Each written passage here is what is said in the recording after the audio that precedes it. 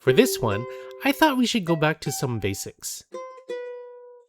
I don't necessarily mean like cooking fundamentals, but like core Chinese dishes that anyone who likes Chinese food should learn how to make. Okay, I say Chinese dishes, but actually the first one isn't really Chinese. It's Chinese American. In fact, it's one of the touchstones of Chinese American cuisine, beef broccoli. We'll start with 2.5 pounds of round steak.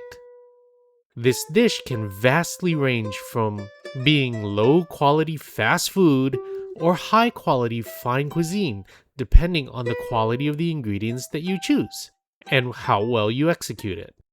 So I would recommend using some good cuts of steak like sirloin or ribeye. But it can still be enjoyed on a budget if you use cheaper cuts of beef as well.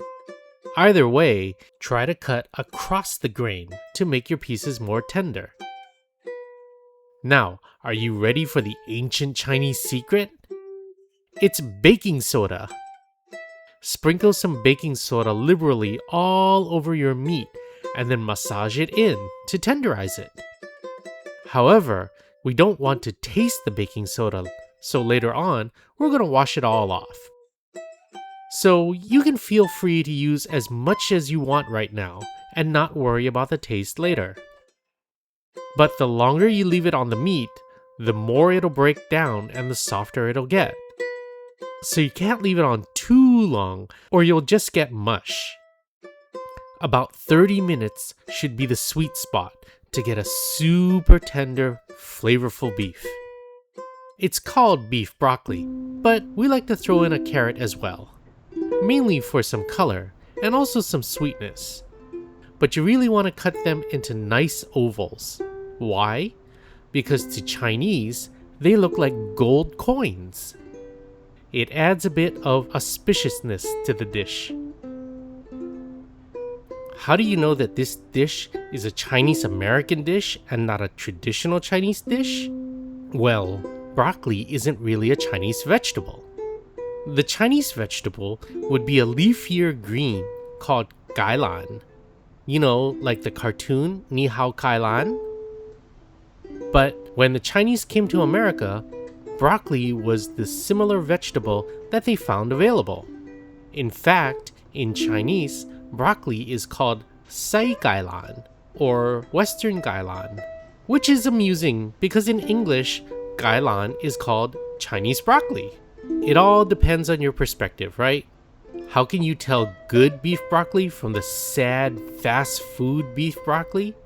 Good beef broccoli should be vibrant green and crisp, not some limp, soggy, dark green mush. That's what you get when the broccoli is overcooked or when it's been sitting in a warmer tray all day long at some generic mall food court.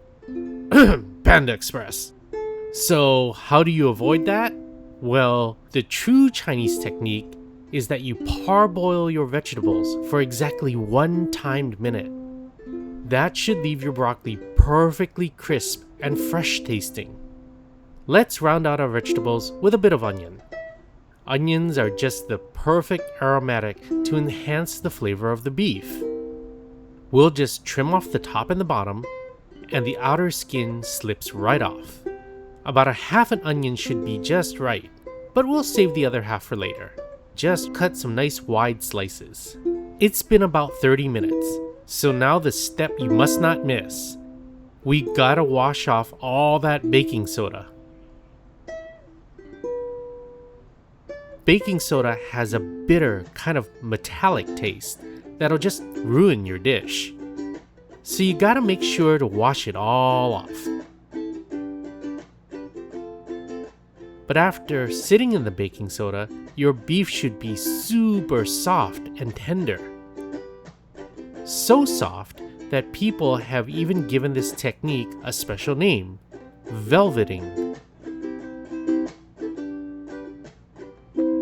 On top of the baking soda, we're also going to marinate the beef in a bit of xiujiao, or rice wine. This will tenderize it a little bit more, but also impart a wonderful flavor to the beef. Just let it sit for another 30 minutes. Okay, time to put it all together. First, the onions. Fry them up so they're just a bit translucent.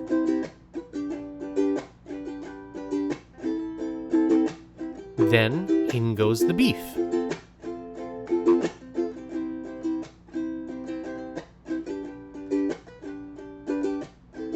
Some black pepper, like the onions, greatly enhances the flavor of the beef.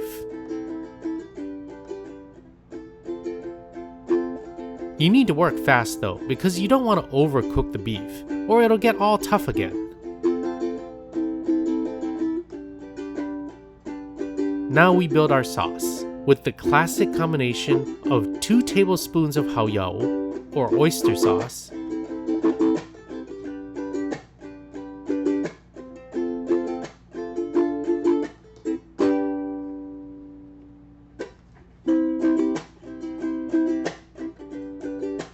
and 4 tablespoons of siyao, or soy sauce. You don't actually need too much sauce, because the juice from the beef is also coming out as it cooks. Once the red is mostly gone, it's done. Then, throw in your vegetables. But remember, they've already been parboiled, so you don't really want to cook it anymore. You just want the flavors to simmer together a little bit.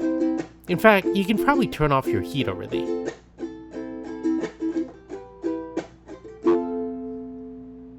Now for the finishing touches. Mix a tablespoon of cornstarch in with a cup of hot water. This cornstarch slurry is the classic Chinese way to thicken up any gravy. Not too much, or you're gonna get a gloppy, goopy mess. Panda Express. But just the right amount, mixed with that mouth-watering beef juice, and you've just got the perfect gravy. Finally, we'll finish it off with a splash of mayao, or sesame oil, for a little toasty, nutty flavor and smooth mouthfeel. Okay, let's pair this beef broccoli with another classic Cantonese dish, Foo Young Dan, or Egg Foo Young. Unlike beef broccoli though, which is really Chinese American, Foo Young Dan is actually Chinese. It's basically just a Chinese-style omelette. First, the vegetables. The most aromatic thing in Foo Young Dan is gao choy, or chives. So you want some nice fresh chives. The more you add, the more fragrant they are, but I think a handful of them should be just about right. Then we're going to bring back the other half of the onion that we cut earlier. But this time we're going to slice it much thinner and shorter. Both the chives and the onions are really there for the fragrance. The third vegetable, bean sprouts, on the other hand, is there for the crunch. Not much prep with those, we're just going to rinse them out. The classic protein for Foo Young Dan is shrimp. You don't really need big shrimp for this. Small shrimp are perfect so you can spread them around the omelet better. In my case, I'm using 6170 shrimp, which means that there are about 61 to 70 shrimps per pound. If you use a lower number, then there are less shrimps per pound, meaning the shrimps are bigger, in which case you should chop them up some. Now for our eggs. I usually use about 3 eggs per omelet, and I'll make 2 omelets for the family.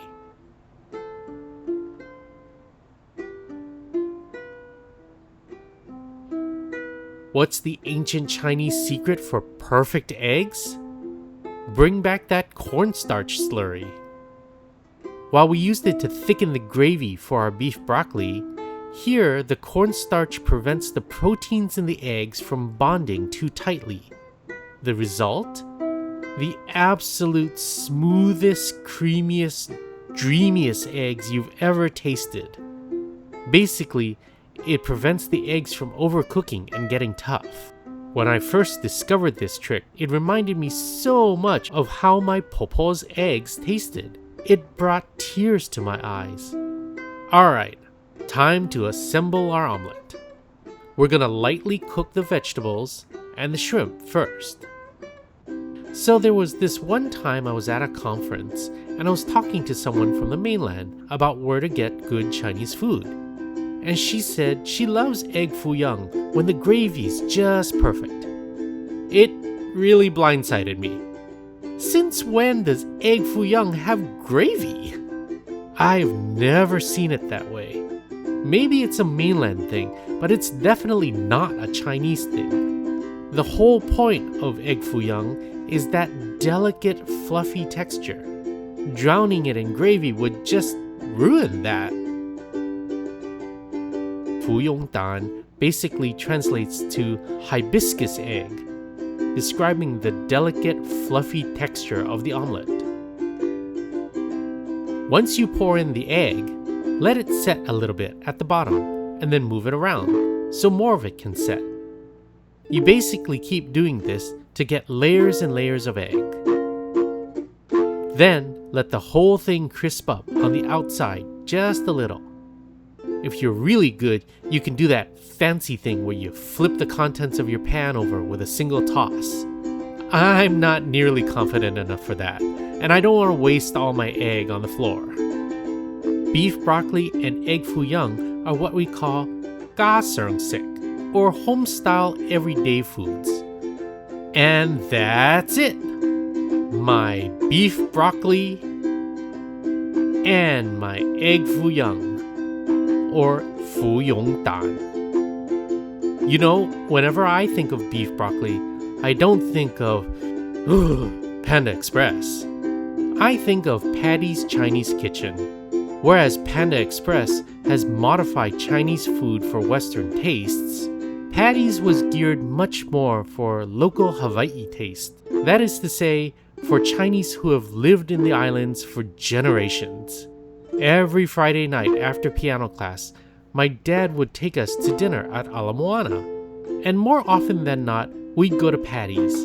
And beef broccoli would always be on the menu. So how does mine compare? The beef is super melt in your mouth soft and beefy.